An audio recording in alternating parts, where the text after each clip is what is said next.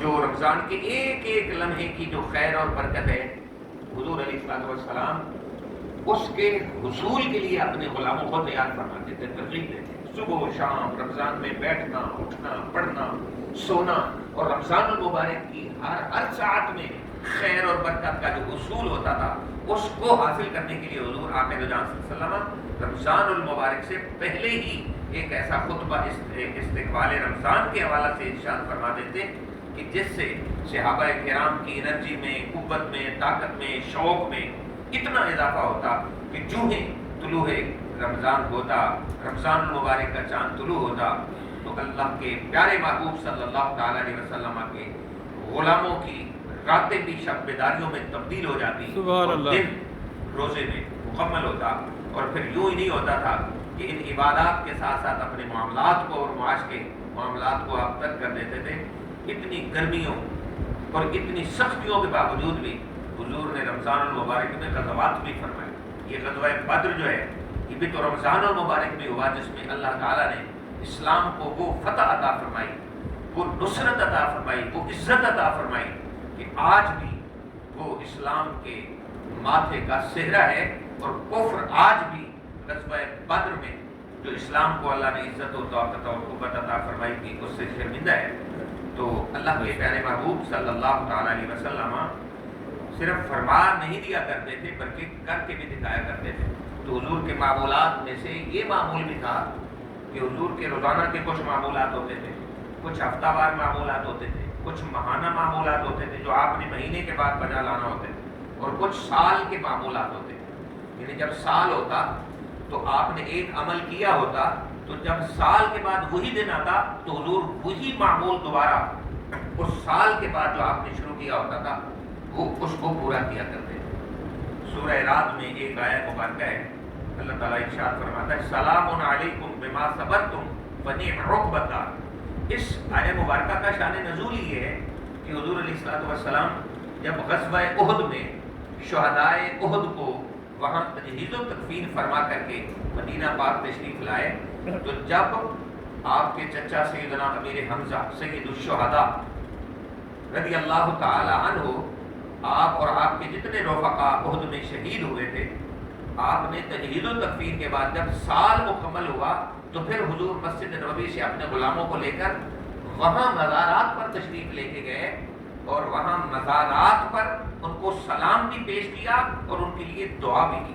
سبحان۔ اور پھر یہ معمول حضور کا ہر سال تھا، یعنی ہر سال آپ شہدائے احد کا عرس منانے کے لیے مسجد نبوی شریف سے چلتے، وہاں صحابہ کو لے جا کر دعا بھی فرماتے اور سلام بھی پیش کرتے، اور یہ آیت مبارکہ دوبارہ پڑھتے، اور اللہ تعالیٰ نے یہ آیت مبارکہ قرآن کا حصہ بنا دیا۔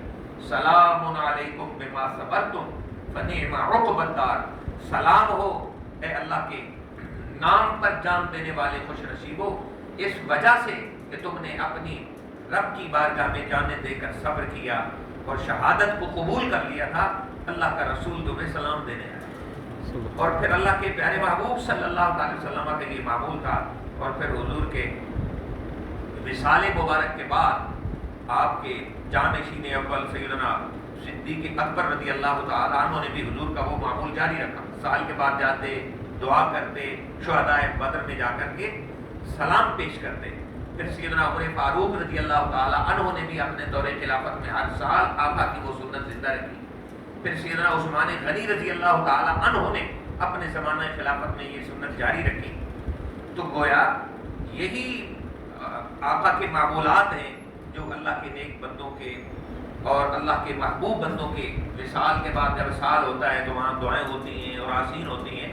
یہی اصل سند ہے اور دلیل ہے جو قرآن کریم نے اللہ کے پیارے محبوب صلی اللہ تعالی علیہ وسلم کے اس عمل پر یہ آیت مبارکہ جو ہے وہ نازل ہوئی۔ تو اسی طرح حضور علیہ السلام کے معمولات میں ہر مہینے 3 دنوں کا نفلی روزہ ہوتا تھا۔ یہ حضور کا ماہانہ معمول ہے، اور ایام بیت کے روزے انہیں کہتے ہیں۔ 13، 14 اور 15 کی چاند کے لحاظ سے یہ 3 تاریخوں کو حضور علیہ السلام روزہ رکھتے ہیں۔ ایام بیت ان کو اس لیے کہتے ہیں کہ بیت کا معنی ہوتا ہے روشن، تو چونکہ 13، 14 اور 15 کی رات چاند پورے چوبن پہ ہوتا ہے، تو دن اور رات میں کوئی فرق ہی نہیں ہوتا۔ رات کو میٹھی سی روشنی ہوتی ہے، بینی بینی، وہ جو سہانی نورانیت ہوتی ہے وہ دن ہی کا ایک ماحول بنا ہوتا ہے۔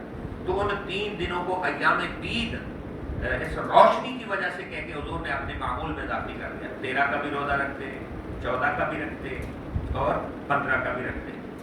اب پھر اس کے علاوہ حضور کے ہفتہ کا ایک معمول تھا کہ ہر پیر کے دن کا آقا روزہ رکھ لیں۔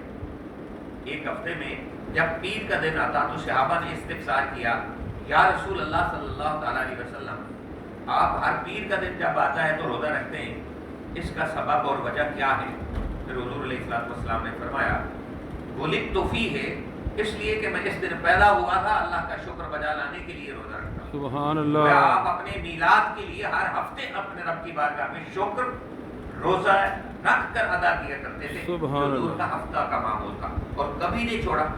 آج بھی بہت سارے ایسے عشاقان رسول ہیں اس دور میں بھی جو آقا کی اس سنت کو، جو ہفتہ وار روزہ شریف کی ہے، وہ آج بھی پوری کرتے ہیں اور حضور کی سنت کے مطابق پیر کے دن کا روزہ رکھتے ہیں۔